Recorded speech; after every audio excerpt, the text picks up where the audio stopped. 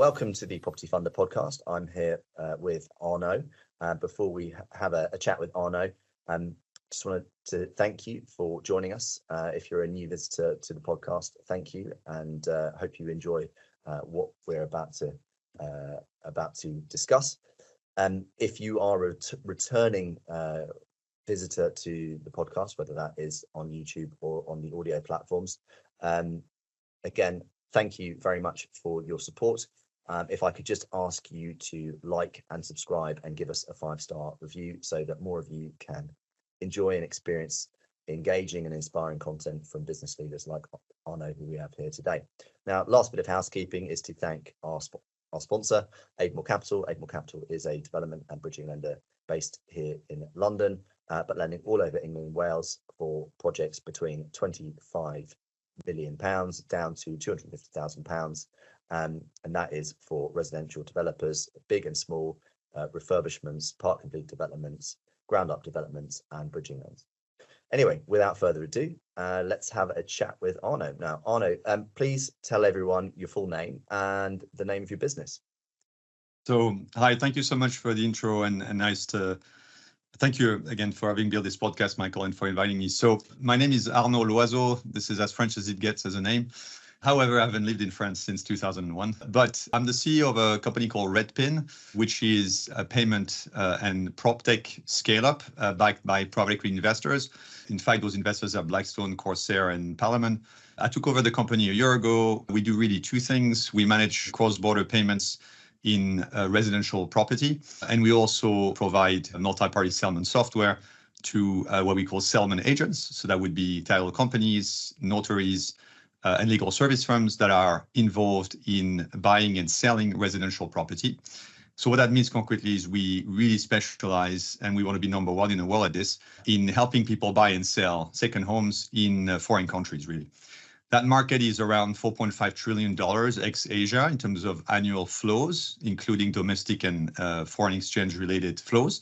And for international FX flows only, that's around 200 billion of volumes a year. And so we are aiming to be the market leader at this, and we want to really change the game in this space. Okay, so just for the benefit of our audience, you're effectively trying to help people transfer money cross-border, essentially for second home or second property sales transactions. Is that the best way of describing it? Or if you were to describe it to maybe someone, a bear of little brain, which I am, is there a more simple way, more accessible way to describe it for anyone who maybe is less sophisticated? So I think it's one aspect, exactly what you said, but the other aspect, which is usually not clear to everyone, that's why it's not an easy thing to explain, is that what goes on in the background is not just about the payment. Okay, you have to settle that transaction and that purchase or sale of the house typically. And those processes actually are what creates a lot of complexity, not just the payment. So you have to work with a notary and a legal firm in most of continental Europe. You have to work with a conveyancer and a legal firm in the UK and Australia. And in the US, you have to work with a title company to actually make this happen. So what we're doing is we're managing the payment, of course, but we make that process much easier across the value chain at the moment of buy or sell of the property, really. And we want to focus on residential because that's what we know. We're already present there. Last year, we did $12 billion of flows already. But we think it's just the beginning. And as I said, there's 200 billion of flows every year flying there. And we want to basically own most of this space. So you already captured what, 6% of the total market of flows? It's a little less because we also are present in non-property related flows, but that's the vast majority of what we do. Could you just talk people through how you're obviously highlighted that that you're looking to reduce that friction and take that and reduce the stress level of that international purchase. Can you just talk through some of the details as to how you effectively create that user experience that is so much better than what exists currently? So look, the simple thing is, instead of having to talk to 4 different counterparts, you really go to one, and that would be us in this case. Okay, so we are at the nexus of, again, settlement agent, real estate agent, and the ultimate buyer and seller, right? So you have 4 counterparts here, and we're trying to bring them all together in a window of time which is compressed, and within a process where everybody can be identified, and we're trying to bring this process in one place, really. That's the crux of it. If you do that today, it takes a very long time. It's extremely inefficient. And then those counterparties actually are not naturally drawn together. That's a really big push, and it's an effort that doesn't come together. So you end up having either the agent, real estate agent, that is doing an extra work to make this happen, and that means it burns them time, they do less transactions, and they cannot go to the next one. Or if you're the end consumer, you actually have to talk to 3 different people in a foreign country to be able to do what you want to do. And so that's really a process which has obviously been existing for a long time, but that process creates stress, it's expensive, and it's very slow. You also have, I'll give you an example, right? It's a very, very important example for people who are buying or selling homes in the US, who are not a resident in the US.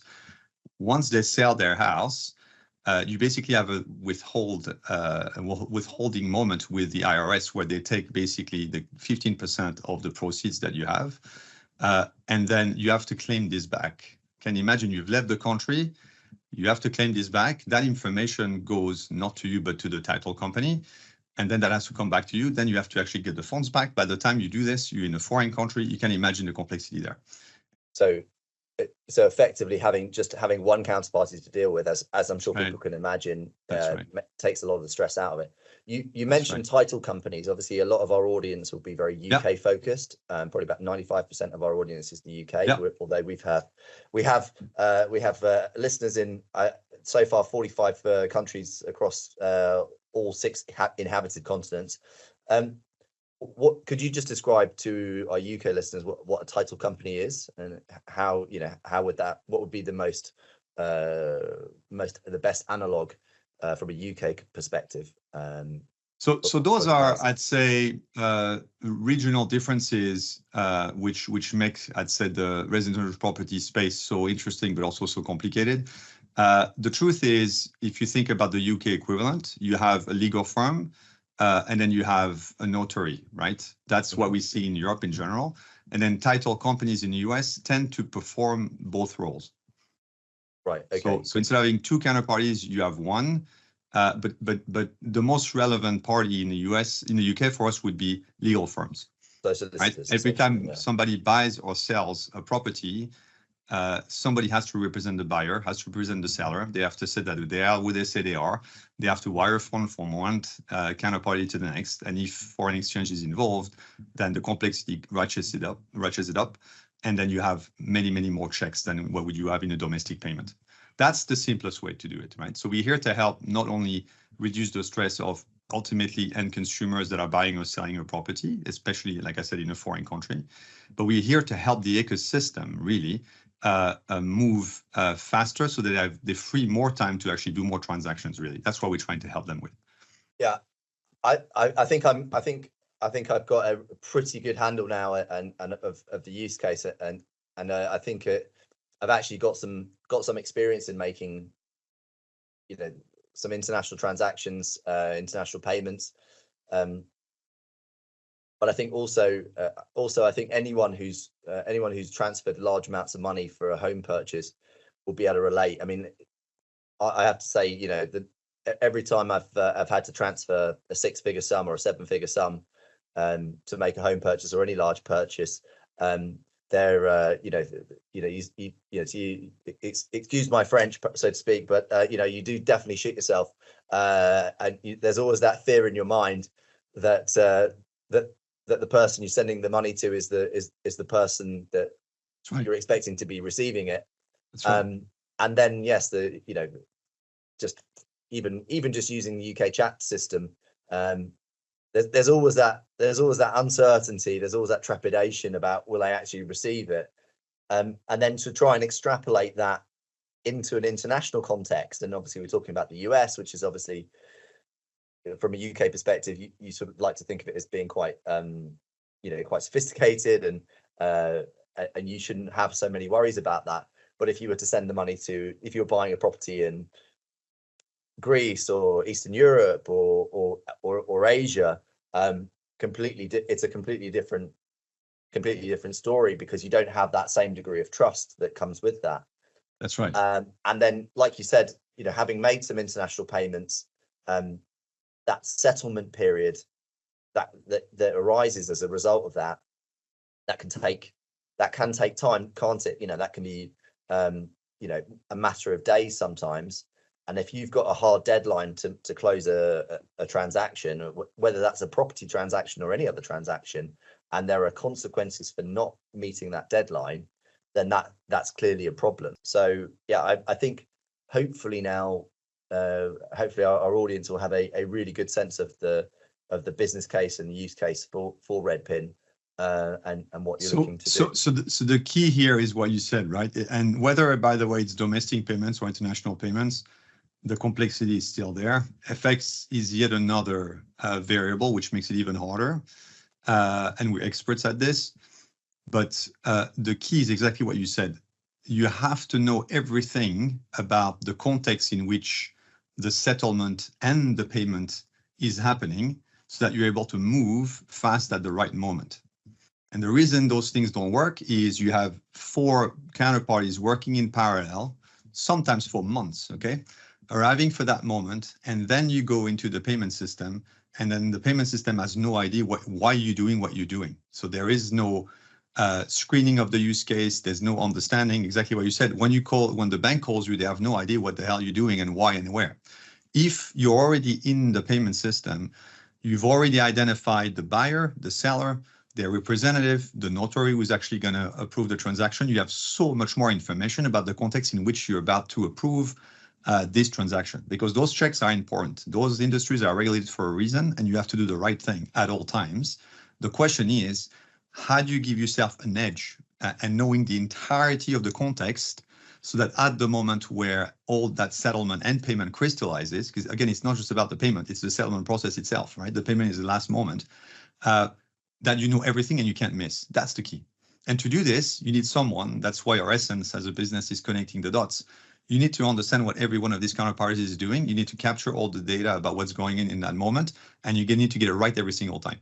And that's what we do, right? That's a big problem. Like I said, again, it's 4.5 trillion, including all flows, of which 200 billion is in FX. But that problem is a 4.5 trillion problem, right? The domestic flows have a lot of difficulties themselves. And I'll finish on one thing. In the US, right, wire fraud is arguably the biggest problem in real estate right now, especially in commercial real estate. And it's exactly for the reason you mentioned. You are who you say you are. I'm only getting information on the last day when everybody has been working about this with this for months. And at the last moment, somebody has to get involved to check things with no context. That's why those mistakes happen. Yeah, we're obviously reasonably fortunate now in the UK that you can, when you make a transfer, that the system exists where it verifies the name of the recipient when you're making a transfer.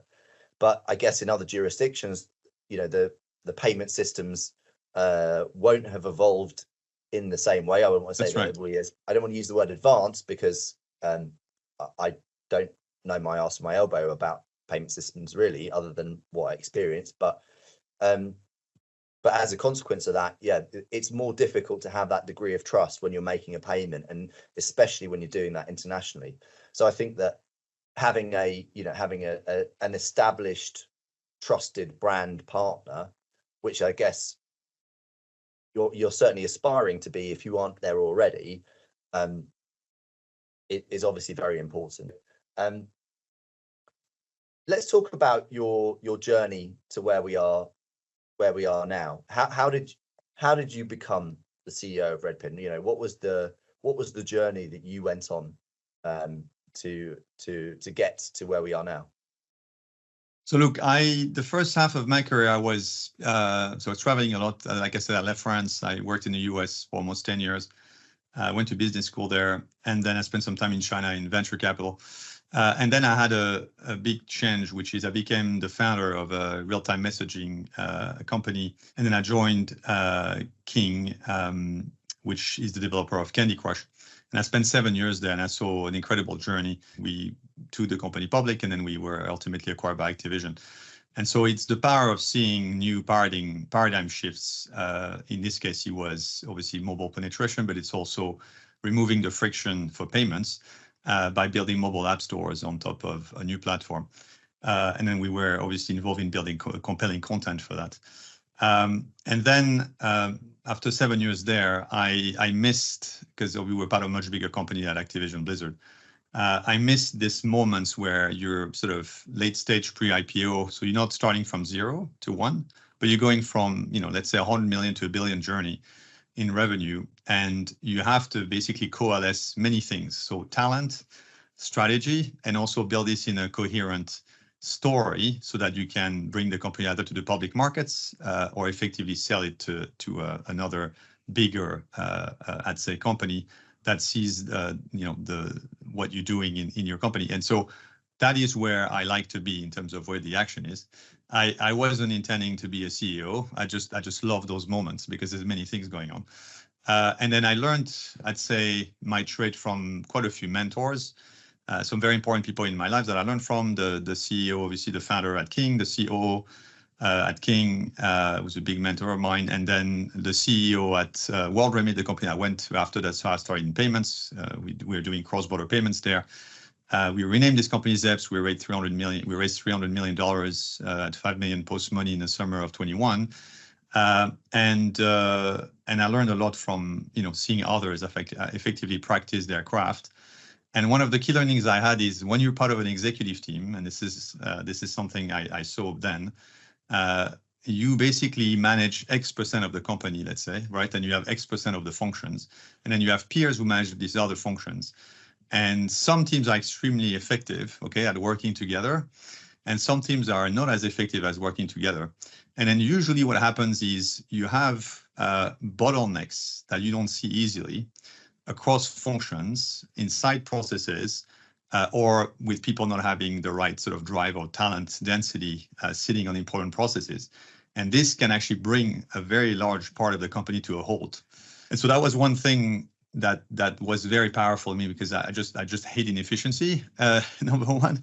And two, I have a sense of justice for people who work very hard and are very driven. And I want to make sure that their peers are actually accelerating what they do as opposed to slow them down. And that to me is something that got me extremely passionate. And I'm like, what, the best way to fix this or to advance this kind of efficiencies is actually to run the system itself. So that was one way I got into this. The second way I got into it is because in some markets or in some industries, you just sometimes have some insights or you see things and then you want to commit to them and sort of create a lot of value based on that insight that you have. And if you run the company or if you're a founder for that matter, you are able to really deliver on or give you a chance to deliver on what you've seen.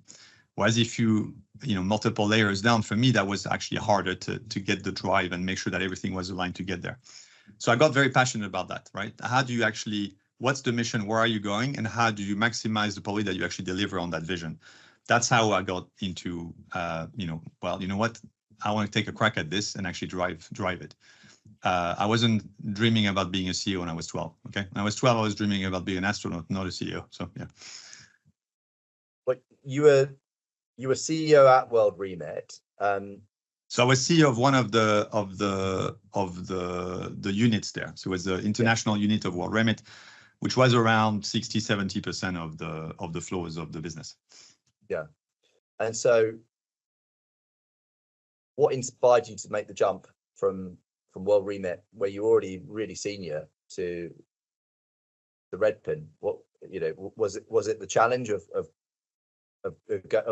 taking a scale up on? So it was two things really. The first one was so that's a bit of a technical topic, but if you think about late stage growth in general, that market has very, very materially changed in the fourth quarter of 2021. We had a lot of capital flowing from venture funds and growth funds for the last 6-7 years before this. And then that tap basically turned off almost instantly in Q4 21. And so did the public markets. And that was the main driver of this was obviously a big move in interest rates. This had a pretty material impact, I'd say, in the late stage venture community, because your ability to raise the next round in, let's say, companies who are doing over 100 million of revenue that have 500 to 1,500 people, all of a sudden it becomes virtually impossible to raise your next round of 100, 150 million. So you have to cut your burn very materially. And a lot of these companies were in a growth momentum and growth, not growth at all costs, but just in a growth motion with people who knew how to grow very fast. And the skill set of growing fast, but at the same time, having a business model that ultimately will enable you to generate free cash flow is quite a different mental universe. And it's very difficult to do those two things at the same time. And so what happened is the money really dried up in late stage venture. And then the private equity investors actually looked and entered the space. And for me, it was like, okay, if you want to do your best work in late stage, what's typically owned by, I'd say, venture investors, you are actually going to have to work with a different breed of investors for at least the next 4 to 5 years. And that's how I got involved with, I'd say, private equity type of investors. So that's number one. And number two, I had two insights. The first one was, I think the residential property sector and especially cross-border payments within that space is a huge space which is quite neglected. And the reason it's neglected especially by software and product people is because they don't really understand it. They don't particularly find it necessarily interesting because it's quite complex. But also it's, as I told you, it's because the two universes are very different. You need to understand payments. That's one domain which takes years and years to be smart about, especially cross-border. And then you have the ecosystem of how you buy and sell properties, which is a totally different mental universe as well. And the truth is these two worlds do not intersect. And for me, it's like, how exciting is it to bring venture-backed software talent into a space which honestly has been, in my view, quite neglected for the last 15 to 20 years. So you're trying to basically take mostly offline processes, bring them online, and then you bring value by your knowledge and your control of the payments, the payment domain. It's a very big market. It's very interesting. And to me, private equity investors, at least for the next 4 to 5 years, have the firepower to crack these problems. So that was an alignment of these two things. And then the last thing is, I knew, right, if you have the right investors and you want to do late stage venture work, that a lot of the top 1% talent in Europe in particular would not have a home for the next 3 years because the funding would dry out.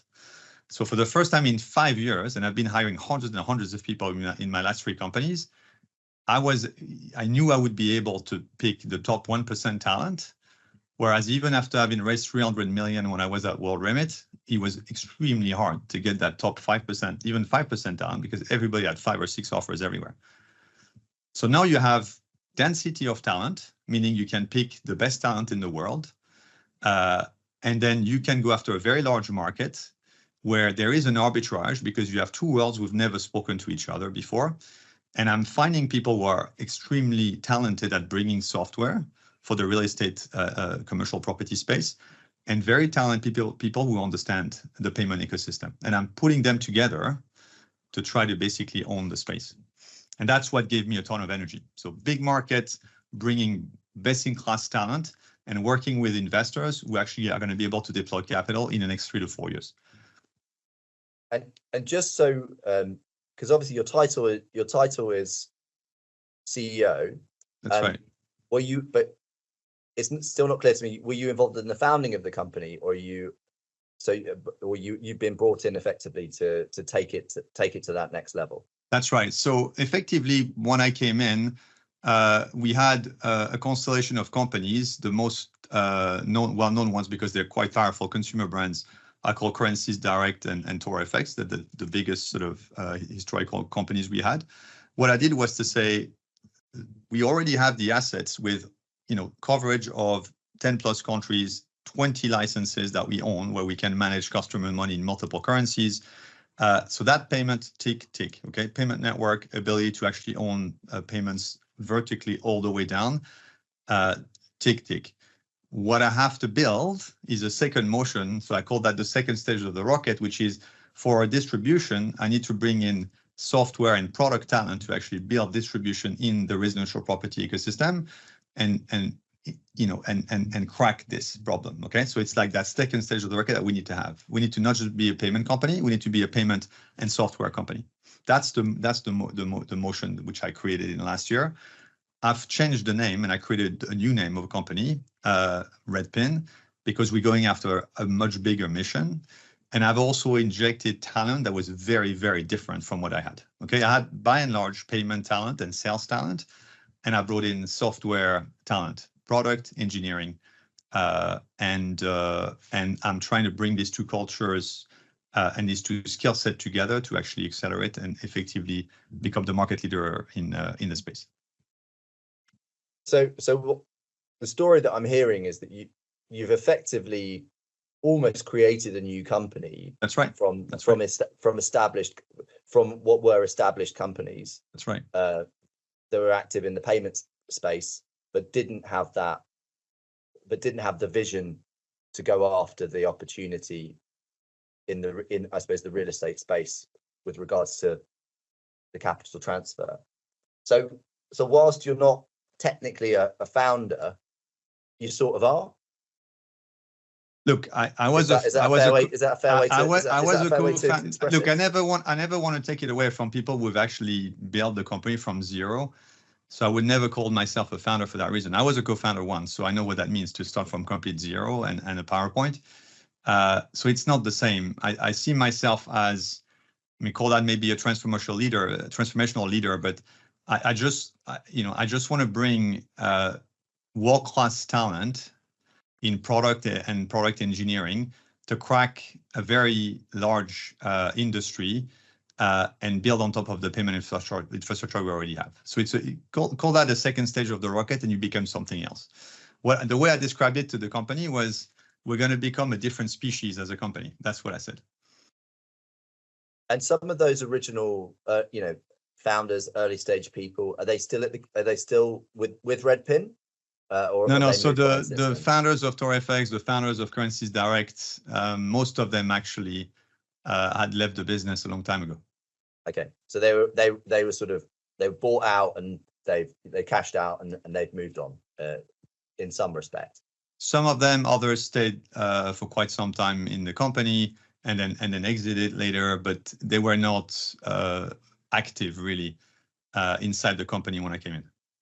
Okay, so it's quite an interesting, quite curious set of circumstances where you're almost sort of stepping into quite mature shoes, as it were. That's right. And breathing really new life into it. It's right. To call you a visionary leader might not be that much of a stretch in those regards. I'm sure you're too modest to agree with me, but fundamentally that's the story that I'm hearing, and I'm sure that our listeners and viewers will appreciate. And I think we spend a lot of time on this podcast series talking to founders, but people don't always realize that there are opportunities to take, and it's often easier to step into an existing business that's maybe a bit of a sleeping giant and apply, and with the right application and the right ingredients, actually make that however many multiples more successful as a consequence of that, of an individual's input or a series of individuals' collective work and vision to make that a reality. So I'm sat here sort of listening to you speak, and I'm feeling quite engaged and quite inspired by some of the things that the approach that you're taking and the things that you're doing. And it does go to show that there's more than one way of skinning the cat in terms of being successful in business. You don't have to be as is my experience, a bootstrapped founder, starting with the photocopier at a desk in a shared workspace. You can actually step into a relatively mature business and with the right ingredients make that hugely successful and be very successful yourself on the back of that. So I think that's really interesting to hear that, and to have a nice contrast with some of the other stories that we have from our other business leaders that come on board. You know, in addition to your role as the CEO, you're also a mentor for Techstars, and you're a non-exec, and you'll have to forgive my pronunciation of, is it Pluxee? Pluxee, yeah. Do you want to just briefly talk about that as well? And you know, what are the benefits of that, of having a slightly more plural existence than just being the CEO of Redpin? So look, I can take this into sort of distinct areas. So the first one is on the early stage, whether it's supporting Techstars, because I was a mentor there for over 10 years, and whether I was also a co-founder of the HBS, so Harvard Business School Angel Network in London when I came in London. This was really 2012, 2013, where when I arrived in the UK at that time, and I'd been in the US and China mostly, and that's changed massively since then, by the way, but at the time, it was a very different environment. If you were a founder at that time, in technology in general, let's say the early stage ecosystem was extremely immature compared to certainly what I'd seen in the US and in China. And so I saw an opportunity there, and that's why I used the Harvard Business School community, obviously that I belong to historically as an alumni, because we had all these classmates that were older than me that had made a lot of money in private equity, in hedge funds, and they were interested in basically understanding what's going on in the technology space and how to invest. And that space was extremely immature at the time. And so I had a lot of energy into doing two things, trying to actually create rounds around founders and ideas that I wanted to invest in and bring in more capital alongside with me. And number two, in Techstars, was more giving some advice to early stage founders because I had done it at least once. And I had a lot of energy for that, to tell them, look, I tried this, I failed here, I tried that, and it worked. Here's what I learned. It will be different in your case, but the more data points you have, the more you're going to have a high probability of succeeding. So that was one piece that's always been true in my life. I slowed down on that. So when I joined King, I didn't really have time anymore to be as active as I was in the angel community for our business school. And in Techstars, I stayed actually engaged until last year. Now, Pluxee is different. So Pluxee is a French company that does effectively business rewards for employees. And typically, most of these rewards and benefits have some form of government support behind them and complex regulation behind them. This is particularly big in continental Europe and in South America. And it's a very interesting space because it's very large. And effectively, you have a two-sided marketplace because you have to fulfill and work with merchants where you can fulfill those benefits that you have. You work with employers because you have to sell your solution into them. And then you work with consumers who are the employees because you have to build an interface for that. So there were a lot of parallels with what I'm trying to do here in my company at Redpin. And so I wanted to see this from an opposite lens, which is being on the board where I can see, in this case, there's 4 active CEOs on this board. So I'm learning about their style and how they work. And then the company actually went public quite quickly and is now public in the Euronext Paris market.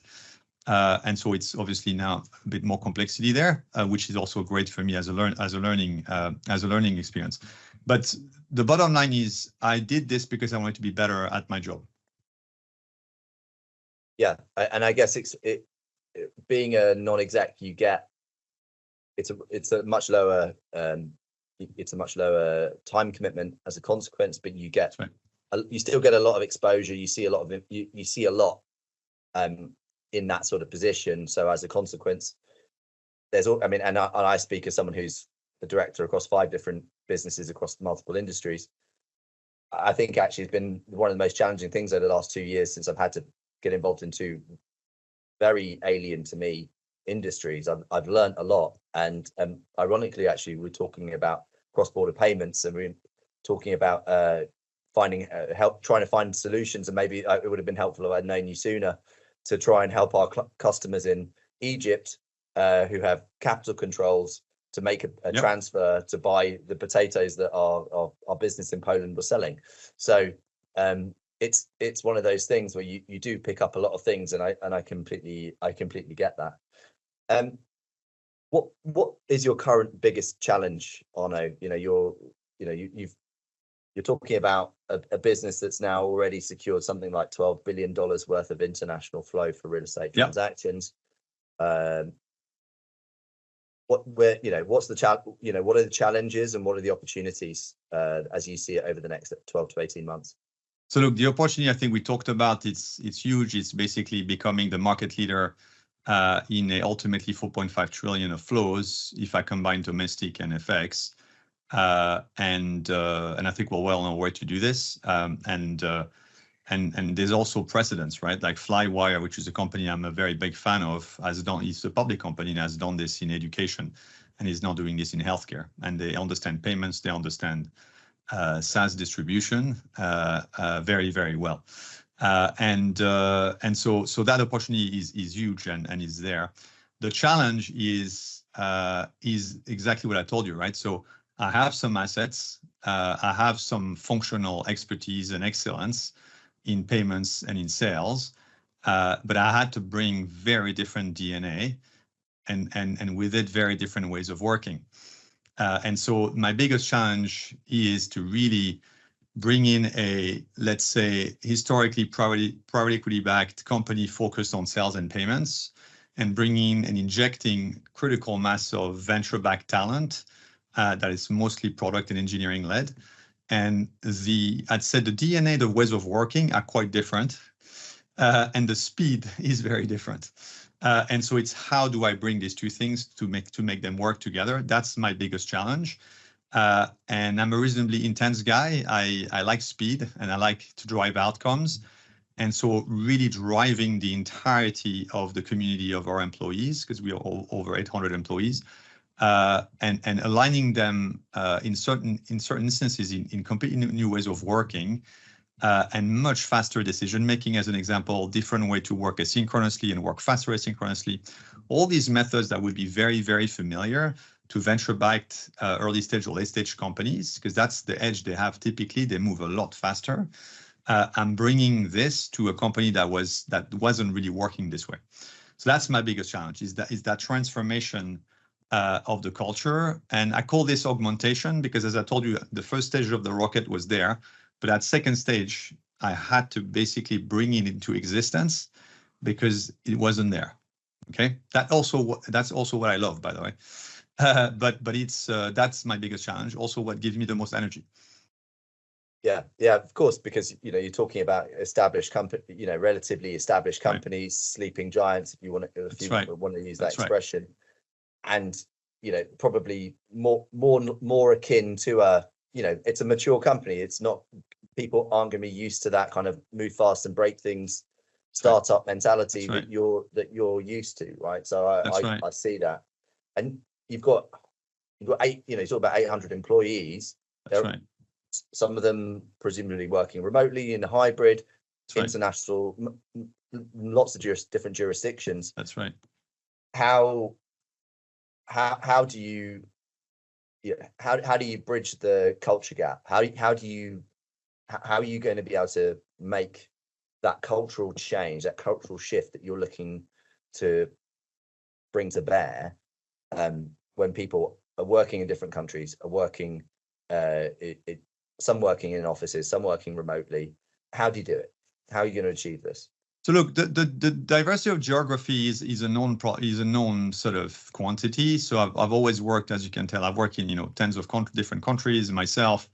I spend most of my time in the US, but so we have employees in the US, have employees in UK, in Southern Europe, in India, in South Africa, in Australia, New Zealand. So I'm personally very comfortable with this. I don't really see this as a challenge. My view is it's a known quantity. The hybrid piece is slightly different, and typically I would let this be decided at the country or functional level. So in some countries, there's a huge value in being present. In other countries, there's value in being hybrid. By and large, we're a hybrid company, 3 days a week in the office, 2 days remote. but I have flexibility around what you do and what type of function and service you deliver. That again is a challenge, but I think it's also known and has been solved and managed well over the last sort of 4 to 5 years. The hardest one is really to change what I call ways of working. So one is decision-making speed. Another one is effectively what I call the optimal async work. It doesn't have to mean that you're hybrid or not. It's just how much of your work do you do async versus sync. And that's been the biggest difference I've seen, having been quote unquote a venture creature for the last 12 to 13 years, and moving into more of a private equity type of world. There's a lot more async work that's happening in venture in general, I'd say, than in sort of more mature of private equity backed companies. And that makes them slower, in my view. And actually, most of it is because people have not been trained on, look, meeting etiquette. If you go to a meeting and then you read your PowerPoint, you don't know how to run a meeting. Okay, those materials had to be shared the day before. Everybody digests comments. You can give comments asynchronously, and you only need a meeting if you need it when you talk about challenges and next steps, right? The second one is autonomy. So that one is a very important one. Venture, again, by and large, is very good at giving autonomy in clusters of people who actually are being driven in one direction. And then companies that are a bit more mature, typically, they are a bit more reluctant to give autonomy, sometimes for good reasons, sometimes for bad reasons, right? If you're regulated, you also have to limit your risk. But finding that balance around, okay, this is the vision, this is what we're doing, this is how we're going to get there. And then within this, go to town. Okay, I want to give you autonomy. I don't want to hear about what you do every single day, every hour, because I trust that you're going to hit this outcome. But to be able to work like this, you also need talent who is comfortable to be given autonomy, as opposed to, oh, if I'm not being told where I'm going, then I don't know where I'm going. And by default, I pause. That's why I call default pause versus default go. Okay, depending on the culture, if you don't have instructions, you default pause. In others, default you go. Okay, and I'm a default go guy, not a default pause guy. So it's really basically bringing this culture transfer. And obviously, I've brought in a lot of talent. So it's not just me doing that, right? It's my entire executive team, and it's the people they hire, and how they choose to work, and how they drive pace, right? Yeah, I'm from a leadership standpoint, I'm fascinated to hear you talk about these things. You talk about the autonomy, and I think actually my co-founder in Adrian Zaher would love to hear. I think would have loved what you were saying about autonomy, but autonomy is only as good as the people you've got. And I think that's that right. There's that. That's right. In my experience, that you've got employees that just need to be spoon-fed instructions, and then you've got employees who will, who sort of take ownership and lead, and they sort of lead from the bottom up, from the ground up. It sounds to me like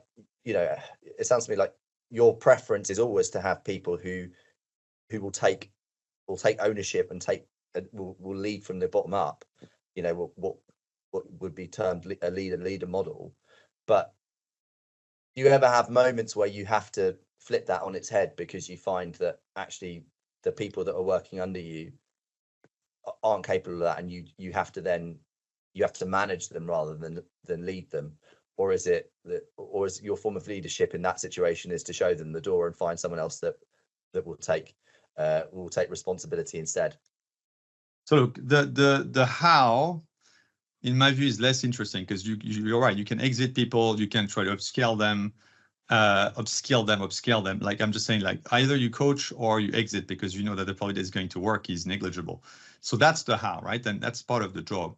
I think for me, the piece on autonomy is, and it's more knowing the talent you're bringing in, right? So if you're going to give people very aggressive goals and you're going to change an industry and become a new species of a company, you have to have credible people to go after a goal like this, okay? Doing this with people who are just not used to this kind of major shift, and to bring this kind of drive and aggression to actually get to that outcome, it's not going to work, right? You can coach some of it for sure, but coaching the whole population to actually do something they've never done, that's very, very difficult. And the probability that you get that done in a time frame that's reasonable is zero, okay? So that's the key here. It's like you have a mix of existing talent that you can coach, and then you have a mix of people who've done it before, and they know how to work at that pace, and they know what it takes, okay? If we do this well, we could take, in my view, take this company public in 3 years. It has that potential, but what it takes to do something like this, most people don't know what it takes, okay? And what it takes is pretty extreme drive, focus, and intensity. And it's not for everyone. And that's the key. So you have to really balance that equation. If this is where I'm going, you need to actually align your talent and the DNA of your teams to the extreme outcome that you want. Because otherwise you hallucinate, right? You're like, I want to go to that outcome with people who don't know how to grow 3 times faster. That's just not going to work. So you have to really balance that out. And so for me, look, I've really changed my executive team, right? There's one member of my team that was there when I arrived, that's still there. And so this big change, right? So I've really changed the major leaders. I also built new functions. And I believe, and that's one of my superpowers. I don't have many, but I've got 2, right? And one of them is I know how to hire teams that are able to achieve extraordinary outcomes because they're driven in their own way as individuals to actually get to those situations. And I'm very good at thinking through that team, as we all have flaws. We're all good at certain things, not as good as others. But as a collective, I'm good at building teams that as a collective have virtually no weakness, right? So that's one of my superpowers, assembling that team that as a whole can't lose.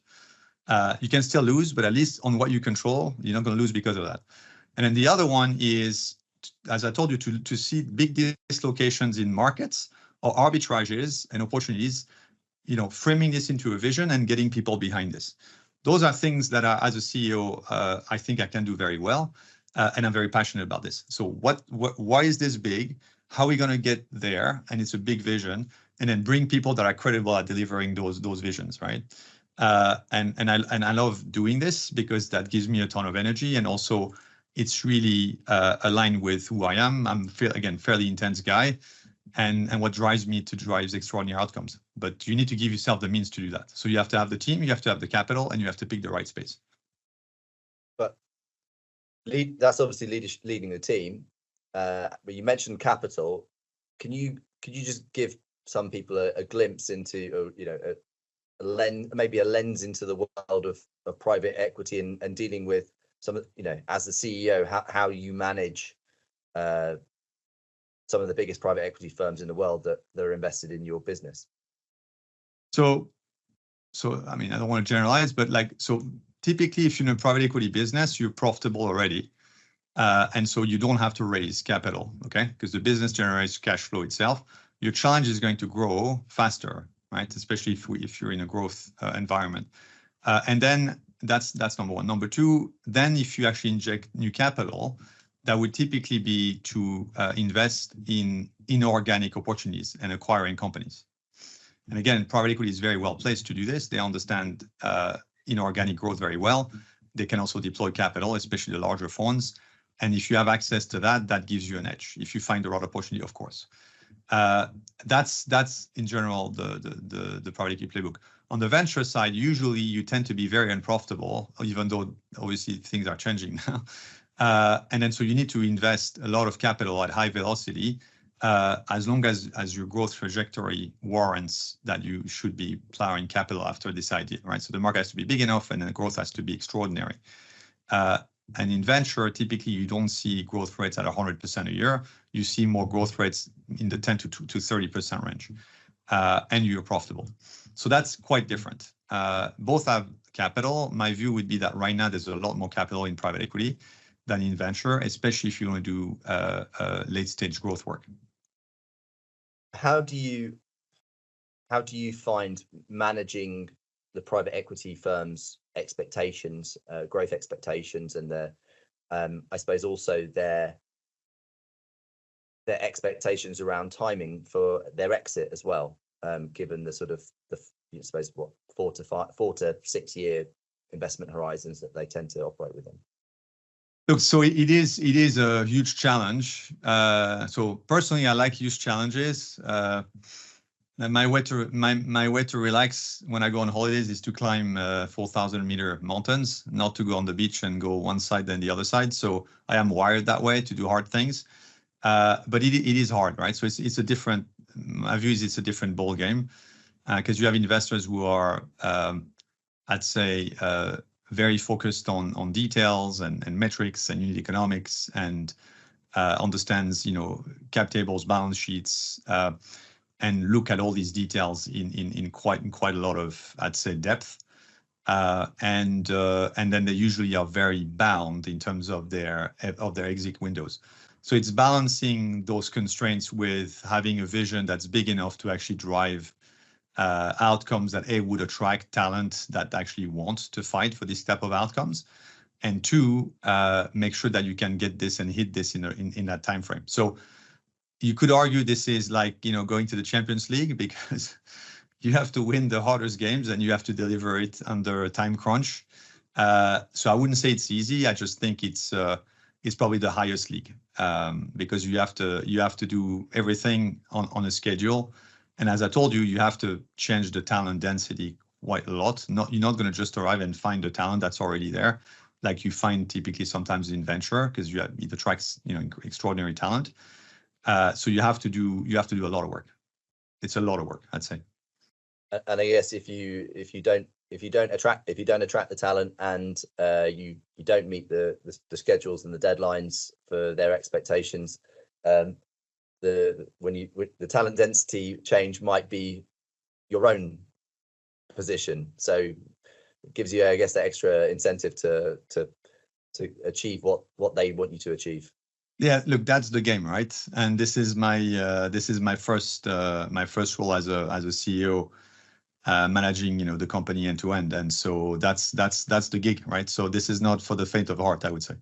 No, it's to quote Gordon Gekko, if you need a friend, get a dog, because I guess it can be quite a lonely place at times when you're at the top of a business. Yeah, look, Gekko is I'm not sure it's the most inspiring figure for a couple of reasons, right? Maybe not. A, he ends up in prison, and two, and two, look, hedge funds is a totally different space, and the horizon for realizing outcomes can be extremely short, right? So my view. This is a totally different universe.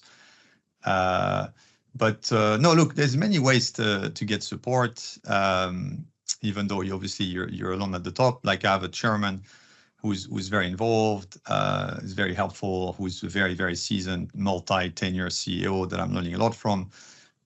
You obviously have your board, even though it's mostly investors, so it's not like it's an independent board. And then you have your mentor network, right? People who've done it before, people who've been CEOs before.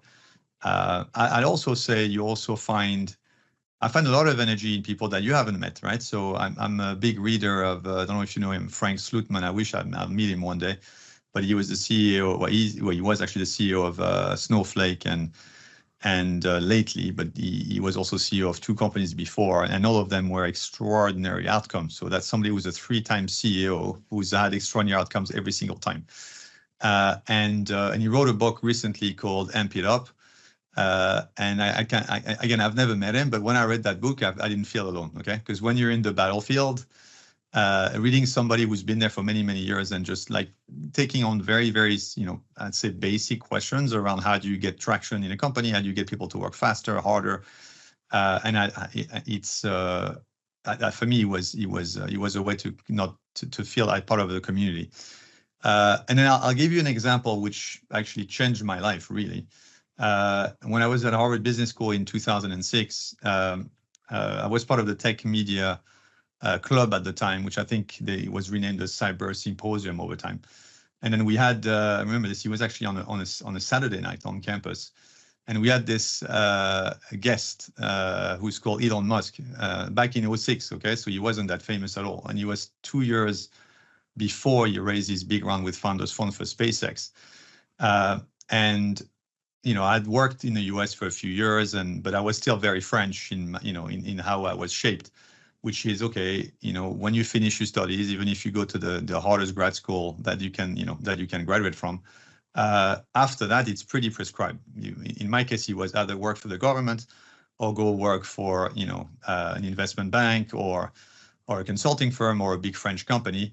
But you're never going to do something truly fun like, bringing your, let's say, extracurricular passion and then what you bring at work. It would always be two different sort of universes. And you see this a lot in France, especially in my days, where you have academia and business were totally separate. It's changed, especially in the last 5 to 6 years, but at the time it wasn't. And so you really have to pick a lane.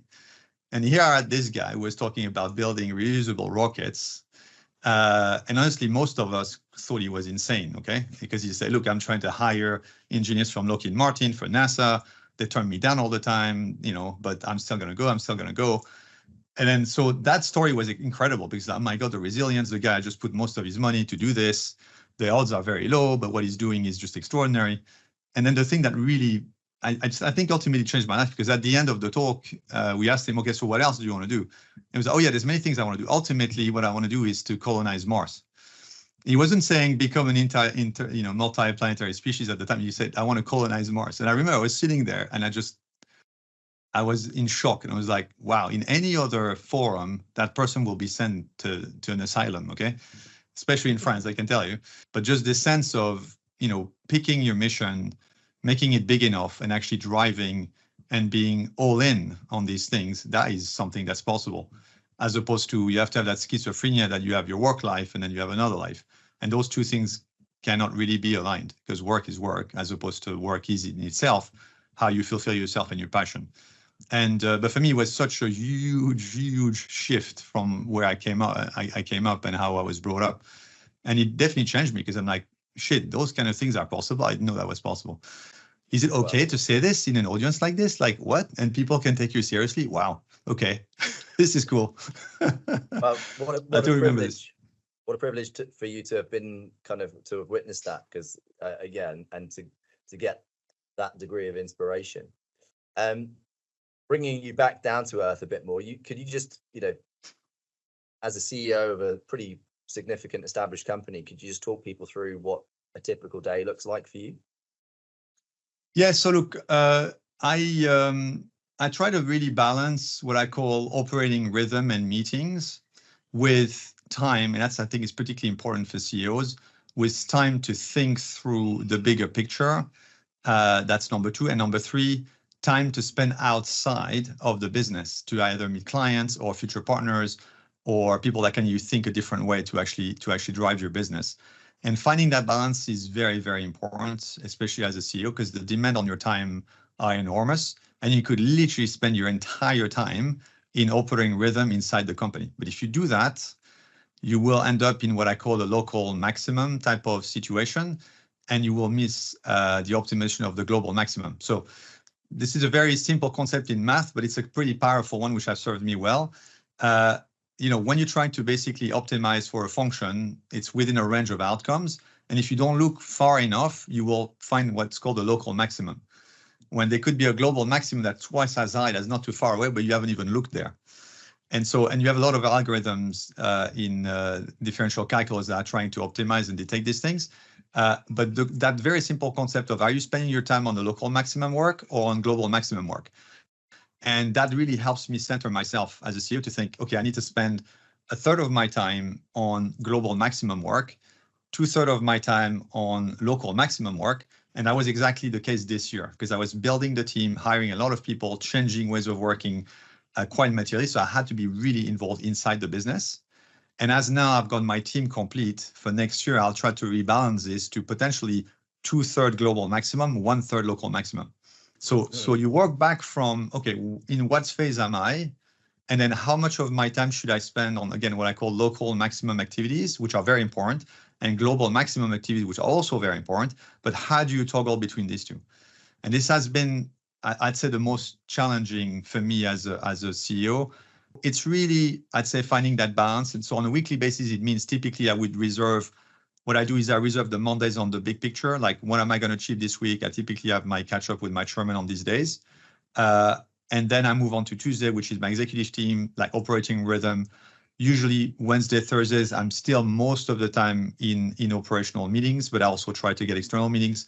And on Friday, most of the time, I try to bring time for what's called deep work, where I can think about a big problem on my own for blocks of 2 to 3 hours. That is, by the way, the hardest thing to make sure that happens. But that's extremely important, extremely important. Yeah, because I think many of us fall into this. I mean, I love, by the way, I love that. I love all that. And I think what you're saying about working on the business, not in the business, really resonates and will resonate, I think, for, you know, hundreds of our audience, particularly those who are in the entrepreneurial space or CEOs, and certainly the Avamore CEO, Dimitri, who I know watches or listens to the podcast episodes. I'm sure he's going to have taken a lot from that. But I think we can all fall into this busy trap where, you know, that deep, those blocks of time that you've allocated for deep work. And I think actually I you know, with all the various things that I've got going on, I probably have too much. I'm always in either in firefighting mode, and I often feel guilty actually when I have these blocks of time, these periods of thinking moments, and you're then restricted to walking the dog or whatever, where you get these ideas and these thoughts go through your head, but actually we never scheduled them. And I think that we never scheduled them in actual work time. And I think that it's something that I'm starting to realize, and I think you've kind of confirmed it for me, how important having those blocks of time are to be effective business leaders. That's why, look, so to look, again, I'm, you know, it's not like I've been CEOs 3 times and I'm going to write a book about it because I'm just starting. Okay. But two hacks that I've found that work well. One of them is what I just told you, which is think, am I doing local maximum work here or global maximum work here? And what should be the right allocation between these two activities as a CEO for this quarter, for this year or next year? That really helps, because it just resonates with me. Oh yeah. If I do only local maximum stuff, you're not gonna become a company that grows 3 times faster or becomes a different species. That's just not gonna happen. So you have to find a space for the global maximum work. Otherwise, it will not happen. So that's one. And the second piece is what I call visualization. So I did this a lot with my product teams in the past, which is, okay, you're starting the quarter or the year, you're going to work through your, you know, infamous product and engineering roadmap, where all of the limiting factors are typically in engineering, ultimately, because again, that's where usually the limiting factors are. So you have to really allocate those very scarce resources, and then you have to think about prioritization all the time, right? And then you decide, where are you going to take the risk or not take the risk? And you can take literally hours and hours and days and months into work into those things, right? And there's many, many tools to do this better and more efficiently. But one of them that most people neglect, and I always give that feedback or coaching, which is visualize. Like, what do you mean? Stop talking, visualize. Like, what do you mean? What do you mean? Okay, you have 3 things you could do here. Let's play it out. And I do this with them. I'm like, let's play it out. Let's play it out. Okay, month 1, you do this. Month 3, this is the probability that you get that result. And then you can see people just, they will remove 80% of the doubt. And when I say this, it's not just looking at, you know, how much revenue can I make and, you know, the resource optimization. It's like, with what I know about my team, the credibility of the resources that I have, not just the sheer number, to go against this. Okay, so credibility in terms of skill set, but also desire. Okay, am I putting people on new products that actually love to optimize existing products? Or existing sales motions or existing revenue? Or am I putting people that actually hate working on optimizing existing revenue streams or existing products, and secretly they all want to work on new products, but I'm actually still jamming them in there, and then I'm just asking them to have like a huge, ridiculous bar for this, even though they have the capability to do it, they may not have the desire to do it, especially if I'm asking them to do something very, very high in terms of a bar. So you visualize number of resources, constraints, probably that you're actually going to get to the outcome with the resources that you have, not just, again, the sheer numbers, but the psychology of what you know about your teams. Then you can actually visualize, okay, this, honestly, probably that it happens less than 20%. So how many of these bets do I want to have? This one, 80%. And so then you actually start to have that portfolio of bets, and then you start to basically shrink it down, because you know that some of those will never happen. Now, I'm not saying only go with the bets that are 80-90% probability, because that you're never going to innovate and never go faster. But you have to keep enough of the ones that are lower probability, but you have to make sure that the person I'm putting into this, that is the mentality. Come hell or high water, they'll find a way. Whereas if you find somebody who's much more incremental, and it's not a critique, it's just incremental and very structural in how they do things, the point that they get something completely non-linear out of that work in a time frame that's reasonable is probably too low. And so I call that visualization, which is play it out. Let's play it out. I always say that. Let's play it out. What do you mean? Oh, I'm not sure about this or this. Let's play it out. And then by talking through it, and then tell me 6 months, everything goes as perfectly according to plan as you want. What do you think this can do? And that removes, honestly, half the work. That I found really, really helps. So that's another hack I would give. So global maximum, local maximum on managing your time as a CEO. And the other one is to help your team, tell your people, visualize this with me. Tell me, walk me through that journey. And then you can remove, in my view, half the decisions, especially the wrong ones. That's brilliant. I think that's really, really good advice. I mean, I'm personally getting a lot from this. So Arnaud, so yeah, thank you for the coaching session. I'm very grateful, and I'm sure our audience will be as well. You talk about exit. Yeah. What does in using maybe some tangible examples? What is I like numbers. What does a successful exit look like? What does 5 year? What does success look like to you in 5 years from now? In using maybe exit or whatever percentage of the addressable market. What does success look like 5 years from now? So for me, look, I think this is an IPO grade story. If we get this right, ultimately my investors will decide if they want to sell this to another fund or whether it goes public. But I'm shooting for a size in market cap really, which is IPO grade, right? So I'll let you guess what that is. I've already given you the proxy in other spaces. You can have a look at their market cap. You can also have a look at the type of multiple that they derive from their performance, both in top line and bottom line. But that's subsector, right? So that's a vertical where you focus on one use case, which is big enough, and you become the expert, and you literally build a plumbing system in settlement and payment for it, and you become the de facto household name through which the entirety of the residential property ecosystem drives those transactions. That's the plan. Okay.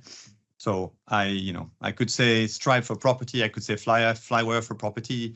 It doesn't matter. It's really big market, high penetration, market leader, becoming the de facto standard, and making our end consumer, but also our partners in the ecosystem, whether it's settlement agents or real estate agents, making their life better. Right, that's very important to us too. It's not just about the end consumer. Yeah. Okay. Well, that's really helpful context for me and for our audience, and we'll look forward to having you back on to see how that went or how that's going in some years' time. Starting to wind down now. Just want to talk about lifestyle. You talked about rock climbing or mountain climbing. Ironically, actually, Keith, who I had on the podcast yesterday to interview, he's also quite a keen climber. So maybe there's something about being at the top of a business and needing that, needing an activity or a hobby where you can only be focused on one thing. Otherwise, that might have very severe negative consequences for you. Maybe there's something that you have in common. Aside from that, are there any other things that you like to do that help you sort of stay that keep you balanced? Whether that's meditation, diet, other forms of sport and exercise, or hobbies or interests. So look, this is an important question for all of us. I look at this from two angles, right? So you have the daily habit piece, right? Like if you're like extremely structured, you have the same habits and sort of trust the process, have the habits all the time. I've tried this many times throughout my life, and it's never quite worked for me. What works for me is to work from an end goal. So I'll tell you this, like what works for me is, because I want to be able, until I'm, in my 70s, to climb mountains above 4,000 meters in particular, even though I don't have that many left to finish the 85 in the Alps, but still it's going to take me some time. I need certain things have to happen so that I'm able to operate at that level of performance. That's how I work. And so if I work back from this, it means, okay, because that's my goal, and every year I want to climb ideally 4 or 5 of these peaks in 2 sessions in the winter and in the summer, and I dedicated my time to this. That means I need to peak physically at those moments. And I need to build up to this. Because of that, then that means I have to, rock climb in the gym in London once a week. I have to cycle 3 times a week. I have a trainer that comes every weekend to do specific work to manage my past injuries. Around that, that's how I work. So I work from the goal, work back to what does it take to get there, as opposed to trust the process. And I'm not giving advice, by the way. I'm just saying this never worked for me, because that's why I always go to the gym, lift weights. I can't do it. Why am I doing that for? And for me, it's too abstract to say I just do this because I want to get stronger, I want to be better. For me, it's like I need to do this. Otherwise, the chances that I can actually fulfill my goal of climbing all the 4,000-meter peaks in the Alps in my lifetime, that's a lifetime goal for me, right? I'm not there yet. But that's what drives me. Like I remind myself of this. If I don't go on the bike today, I visualize myself on the ridge of the Weisshorn, right? And I'm like, that's not gonna work. Okay, I'm not gonna make it. So that's how I work. I put these 2 things in, and that forces me to have positive habits, I'd say, as opposed to do this in a vacuum. Look, and I also know some people who are incredibly structured and are able to do it from first principle, starting with daily habits, and then they can do extraordinary things. Quite frankly, this never worked for me. I work the other way. I need life goals, and then I need, what does it take? Okay, what does it take to have a chance to crack this? And I put myself in those situations. Look, and some pieces you control, others you don't control, right? And sometimes you fail, even though you've put everything to actually get there. And then you pick yourself up and you try again and you get better. Well, if the coaching advice you gave about how to be a more effective CEO wasn't enough, I think we've got even more value out of you, Arnaud, because I thought that was very interesting, very inspiring, and I think I'm going to take some of that away for some of my own non-professional goals as well. So thank you for that, and no, I really appreciate you sharing that. Last question, and I appreciate we've taken lots of your time today as a busy CEO. What advice would you give to your younger self? Maybe at 18 years old, back in France. I've not thought of that.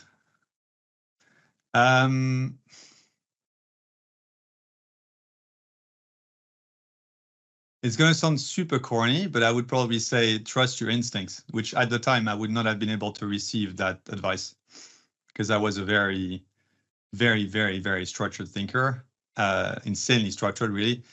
And it's just the way I was brought up, or I brought myself up, which was to effectively remove as much as possible the role of emotions and instincts in my life. And only think about how can I try to understand and read the world through mental constructs, as opposed to daily interactions.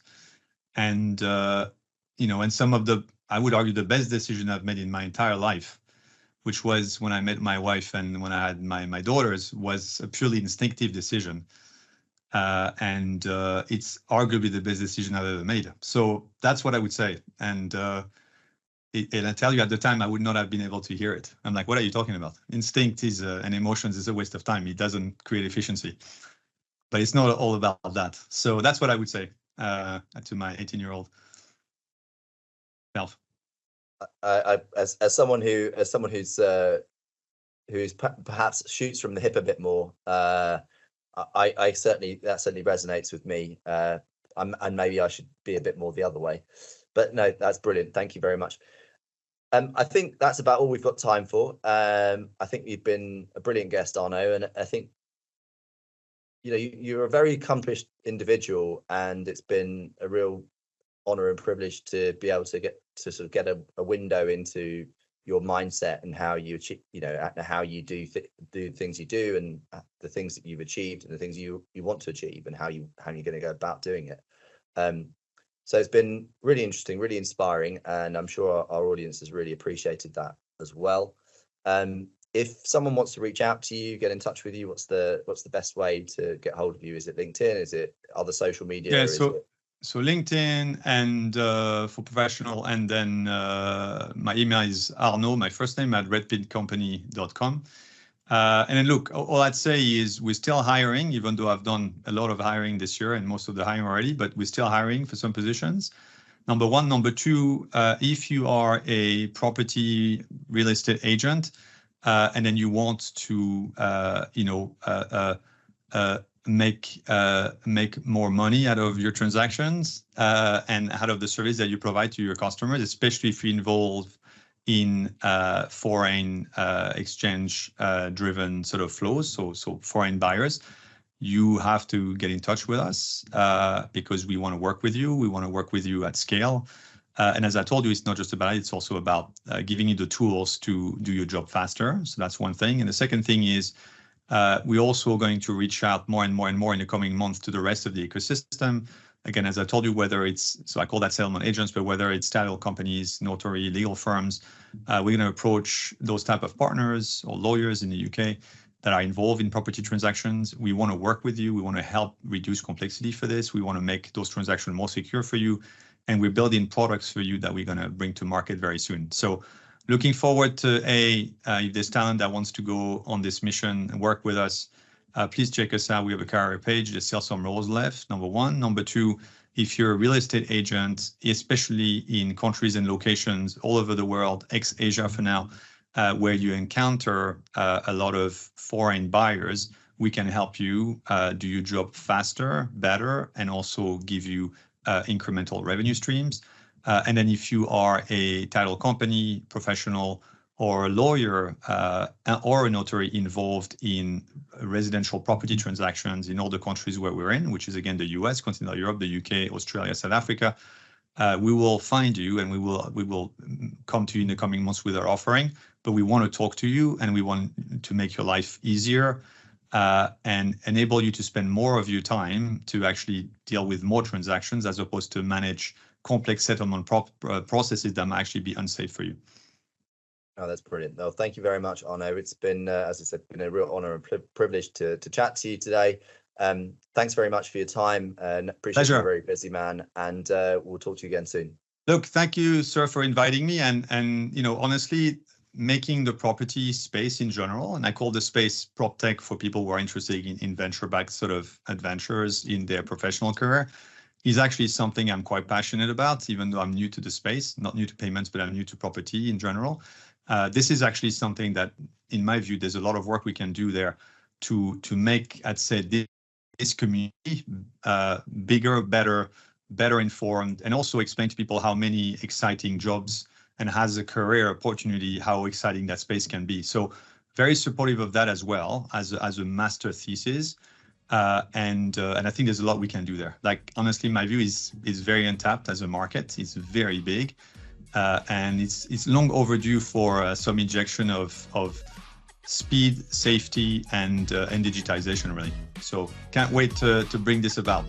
Thank you, sir, for your time again today. Bye. Thank you. Bye-bye.